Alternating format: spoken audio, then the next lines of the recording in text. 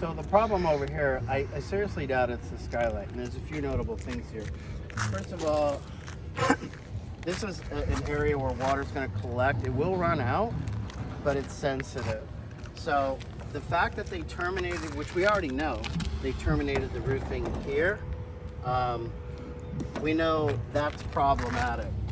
And just to get some perspective, by the way, to the viewer, if you look at the size of this, there's almost 200 linear feet of places where that is not done wrong, basically. yeah, it's everywhere. And right there, I just turned my probe right underneath the membrane, and that was super easy. That should be impossible. That should require destructive force. And as you can see, I've agitated an ant colony. Ants usually indicate a place where they're getting in. And we have a major ant problem. We have a major ant problem. There's clearly a hole. And the other thing that's interesting about these skylights is, you see how this transitions smoothly?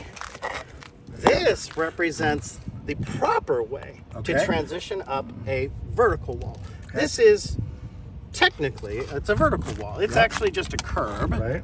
But it is a vertical wall. You could see they put something in here, and it's cant strip. It's a fibrous pyramidal shaped stick that allows the smooth transfer of roofing up. Because there's one thing you can't do with this roofing, you can't make it do this. It won't do a 90-degree turn.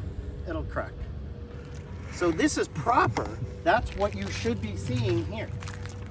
They should have done that no matter what. Even if the metal's a bit low, they should have just said, well, the lesser evil is to just roof up underneath. Should it look like this everywhere? Yes. I mean, okay, so I wasn't absolutely. I wasn't even realizing Every it should be so pro roofer in the round. world would say that. Okay, that makes sense. So, and you can see pretty, like that's, there should be 0 instances of this. Right. Right. This should overlapping this, the water can go right Even under. one instance of this is problematic. Can put water into the soffit for this entire house. Well, it indicates an overall sort of a systemic failure in method of application. And we see that evidence everywhere, which we've gone over before, which is the amount of hot tar being used, which is inconsistent.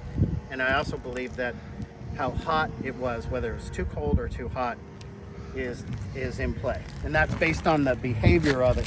When it sits up real high, that's a hot tar that's not heated enough, because it should flow down and go and be relatively thin. If it's not heated enough, it'll pillow up into lava flows like this. Look at how fat that is. That's much thicker. That indicates improper, So, and then could you speak to me just a little bit about the transition? Like here we have from the roof to the flashing, to this metal strip, to the stone, to that metal strip. I understand there's some complexity to that, but how do we get that right? This bothered me when I saw it. This was one of the things that I wanted to more closely investigate when I got here, which I haven't done yet. Okay. Well, the metal does go up. It's not like that black line is not airspace. So this metal is counterflashed with this metal. I think it goes in, up, over, and down, and then this stone face is put on the top of it. And then in theory, I don't know what this is. Here we go.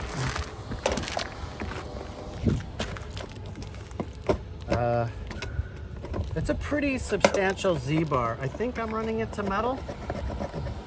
Yeah. Yep. So this goes in about that far. So this goes up, it Z's in, and then it goes up.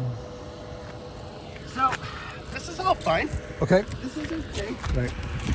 Because the water will cascade over each This is problematic, however. Okay. Because how I look at this as a roof installer, and I don't know how I'm supposed to waterproof this. I can't remove this stone. Look at how big it is. This is the flashing from here to here. That's not proper. I understand it was a cosmetics thing. They should have run this metal all the way over, and they should have cut a removable piece of stone here, right? Even though it put a seam there, and you might have said, "Oh, I don't want that," the roofer should have said, "Axel, you've got to do this because that needs to be removable, or you can never redo this." You know, blah blah blah. So that's about. If we go down the path of redoing the roof, do we redo the roof leaving the stone in place, leaving the stucco in place, or? I'll have to cut this here, and we're gonna have to figure out a solution for this. Okay. Otherwise, I cannot possibly. You can see I can't roof. Yeah. But if I cut this metal here, I can pull this out and get underneath it, and then we can put it back down again. Okay.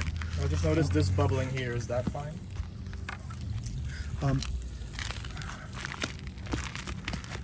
Jeez Louise. Yeah. Well, no. Yeah, that bubbles like this and buckles indicate improper base sheet attachment and or hot tar connection. So they either underheated, overheated, or didn't nail the base sheet down enough. You have to put quite a few of these big washer head nails through the base sheet so you have a clean, very firmly attached substrate to which the hot tar goes directly onto. And if you don't do it, it's weird, it buckles. Matt, around the rest of this area, it's all stucco, and then around these 3 chimneys, it's stucco. How would that affect your installation? Stucco starts here, goes all the way around. So this window was another thing I wanted to look at more closely. Yeah. It's problematic.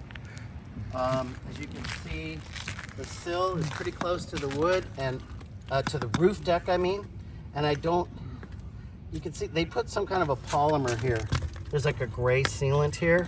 And I understand that. Well, we had a leak in this area. Maybe that was an attempt to mitigate that. I don't know. Yeah, this is problematic. And it's never not going to be problematic.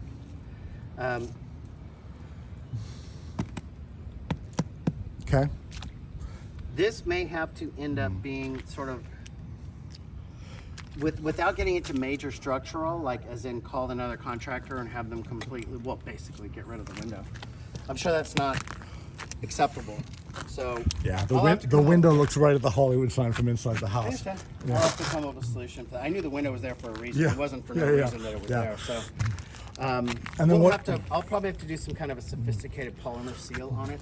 I can probably, whatever this is, this metal, I'm sure I could probably get my membrane up underneath it. Okay. The one advantage to the membrane that I would have used, which is TPO or thermoplastic olefin, is that it's significantly more malleable.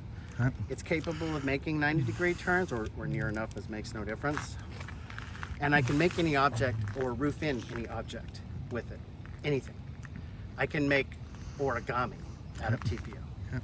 So, and it also comes with a 20-year material warranty. This is 10. Okay. The other nice thing about it is that I can actually, this may sound vaguely horrifying to you, but I can roof right over this with it as well. So rather than getting into a big, messy, noisy tear-off, we can just come in, roof right over this, and Bob's your uncle. Yeah. I'm trying to figure out what kind of coordination there might be needed with other subs. How would any of this work affect the stucco? Well, I don't need the stucco redone. You don't need to. Okay, that's good news. So you with so far, I don't need anyone. You with your, I was just gonna say, you with your team could deal with this. Yeah, just that end there is going to be. I gotta get. I think we might be able to slide our membrane in behind that. Okay. We'll work with it, and if it's a fail, we'll tell you. Like, hey, we're rocking and rolling everywhere else, but we're going to have to cut that. Okay. Sorry. Yep. But we're going to have to cut it, stick it back, and so on.